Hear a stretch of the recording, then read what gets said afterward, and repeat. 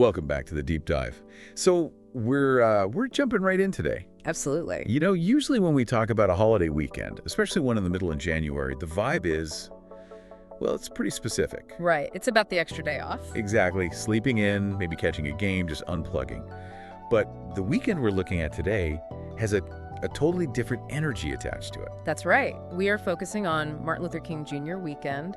And more specifically, we're looking at a really interesting stack of sources on how the NBA is marking the occasion. Yeah, exactly. And on the surface, you know, if you're just flipping channels or scrolling your feed, it looks like this massive sports event. The source material tells us the NBA has just stacked the schedule. Oh, completely. We're talking 9 games on the slate for Monday alone. It's basically a basketball marathon. And visually, you just can't miss it. The source describes players wearing these commemorative T-shirts. Every team, every single player honoring Dr. King's life and legacy. It's a very unified front. But, and this is really where we need to stop and look closer, this deep dive isn't about the schedule. No. It's not about who's playing who or the jersey designs. We're trying to peel back that layer to look at what the players themselves are actually saying. Because when you read the transcripts, especially from guys like Steph Curry and his peers, the whole tone just shifts dramatically. It really does, because often with these commemorative weekends, it's easy to get lost in the branding of it all. It can become a little corporate. Right. But we have some fascinating transcripts here that suggest something much deeper is going on. Something more than just wearing a T-shirt. It's the difference between like a celebration and a call to action. That's the vibe I got.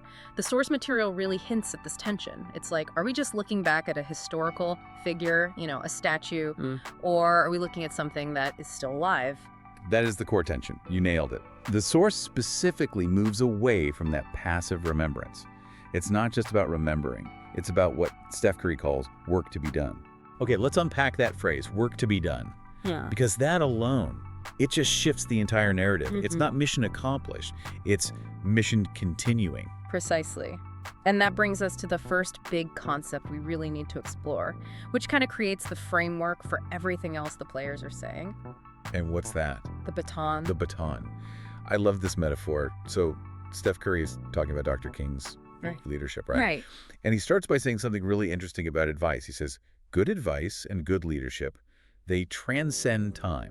Which is a profound statement if you really stop and think about it. I mean, most advice expires. It really does. Like, if you gave me advice on how to use a rotary phone or, I don't know, stock tips from 1985, that's not going to help me much today. Exactly. Or even tech advice from 5 years ago. It becomes obsolete. But Curry is arguing that the principles Dr. King stood for, justice, equality, human dignity, they don't have an expiration date. They transcend the era. They don't rust. And because the principles don't expire, the mission doesn't expire. And that's where he drops the metaphor. He says, it's for us to take the baton from where he was and try to push it forward. Take the baton. Let's just look at the mechanics of that image for a second. In a relay race, when do you take the baton? You take it when the person before you hands it off, when they've run their leg of the race. Exactly. And crucially, you only hand off a baton if the race isn't over. Oh, that's a great point. If the race was over, Dr. King would be holding a trophy, not a baton. Right. The baton implies motion. It implies that the distance hasn't been fully covered yet. That is such a cool way to look at it. Yeah. Because if you view the holiday as just honoring a legend, it's like looking at a trophy in a glass case. You admire it, you polish it, but you don't do anything with it. Curry is saying, no, he handed us something and we have to run with it. And he adds that very specific phrase, push it forward. It's active. It requires exertion. It implies resistance. You don't have to push something that's just rolling downhill. You push something that's heavy or something that's facing an obstacle. The source material highlights this idea that we aren't just guarding the legacy, we're responsible for advancing it against resistance. It connects right back to that first line you mentioned, because there's still work to be done. It's almost like the players are acknowledging that, the T-shirts are nice, the games are fun, but those are just the uniforms for the work. Right. The actual assignment is the race. It creates this sense of continuity. Dr. King started the motion, but he didn't finish the course.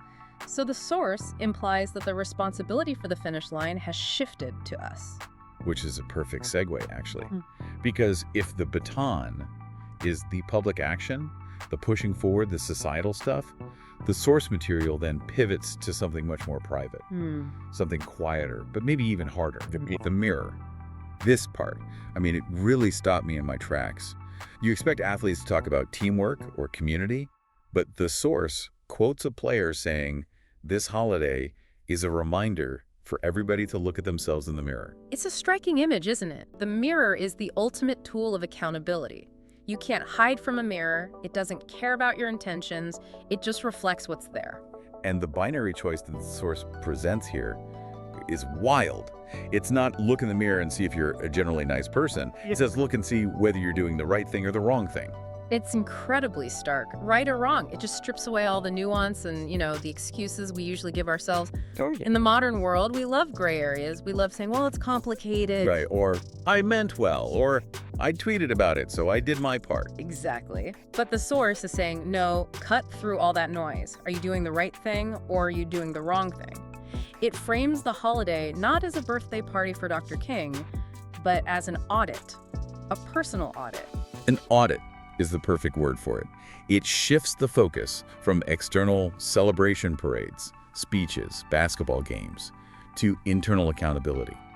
It's asking you, the listener, to evaluate your own behavior. And I think that's why it feels so different from other holidays. On Independence Day, you watch fireworks.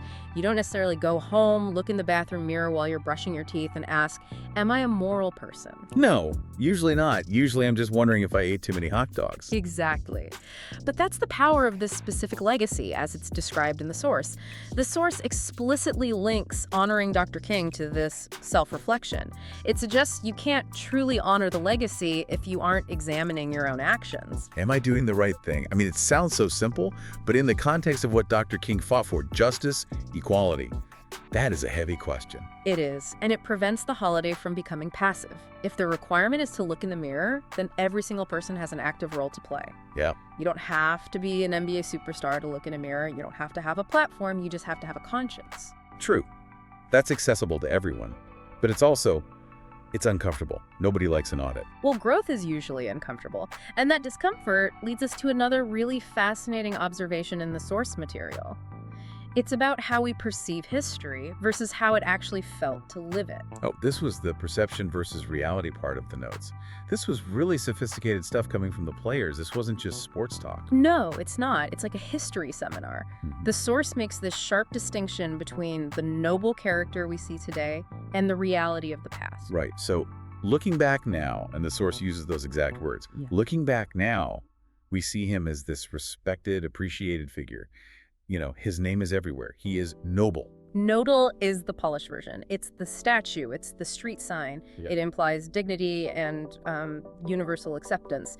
We feel safe admiring a noble figure because the fight is over. But the source immediately contrasts that. Yeah, it does. The reality check. The quote is, what he was doing in the moment was difficult. In the moment. That is the key phrase. We have the benefit of hindsight. We know he wins the Nobel Peace Prize. We know he changes the world. But in the moment, it wasn't noble in the sense of being universally loved. Yeah. It was just difficulty. The source mentions he faced adversity, and that we shouldn't overlook that. So why do you think that distinction matters so much? Why not just focus on the noble part? Why drag up the difficulty? Because if we only focus on the nobility, we sanitize the struggle.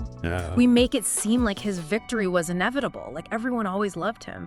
But the source is reminding us that what he was doing was hard, it was resistance, it was unpopular. That makes the baton metaphor so much heavier, doesn't it? How so? Well, if you're taking the baton, you aren't just taking on the glory, you're taking on the difficulty. Exactly. If you think the legacy is just about being noble, you might expect praise for doing the right thing. You might expect everyone to agree with you.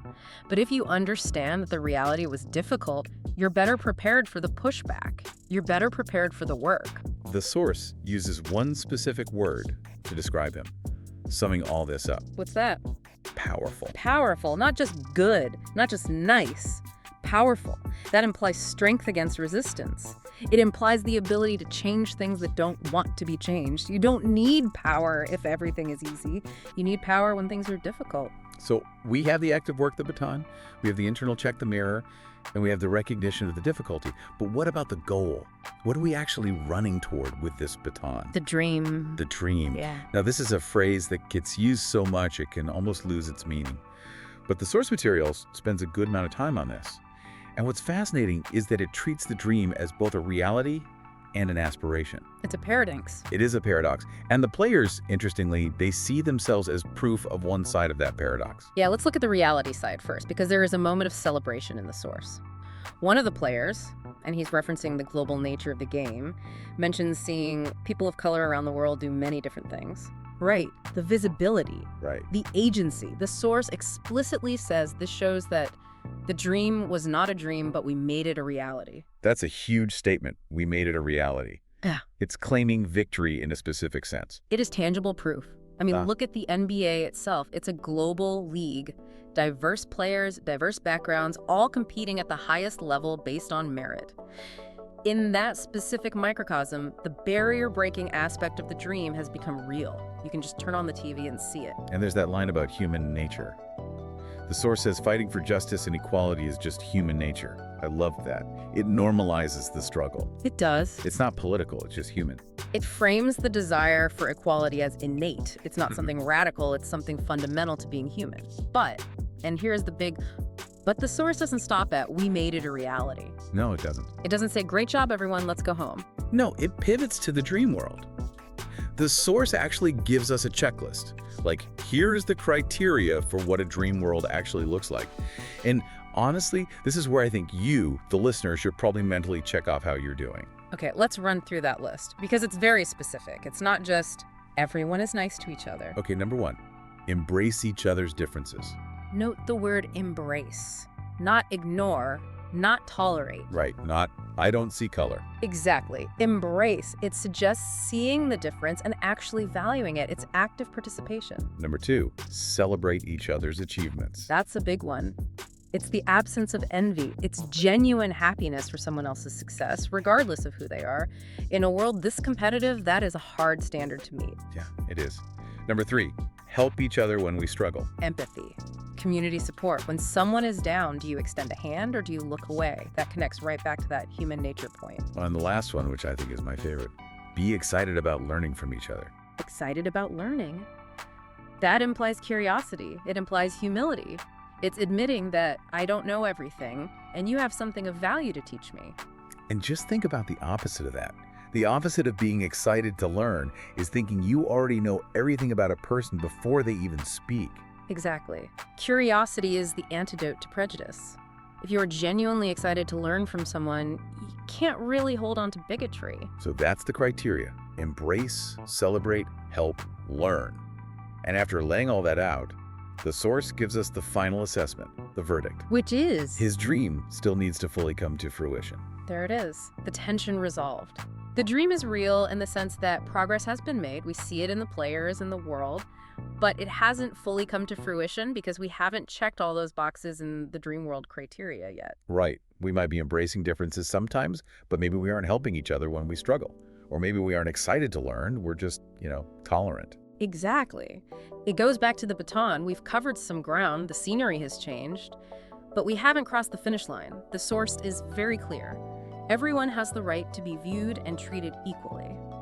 And until that is 100% true everywhere, the dream hasn't fully come to fruition. The status is pending. So what does this all mean for us? We've gone through a lot of metaphors here. We have the baton, the mirror, the dream. I think the message from the source is actually quite unified. It's asking us to move from passive observation to active participation. It's the difference between watching the game and playing the game. That's a great analogy. On MLK weekend, you can watch the NBA games. You can see the t-shirts. You can nod along. That's being a spectator. But the players are asking you to get on the court, metaphorically speaking. To take a baton. To take the baton. To acknowledge that the work isn't done. And to understand that doing the work isn't just about public gestures. It's about that private moment in the mirror. That mirror. That's going to stick with me. It's so easy to point fingers at society and say society needs to change. It's so much harder to look in the mirror and say, am I doing the right thing today? And remember the context of difficulty. When you look in that mirror and ask if you're doing the right thing, remember that the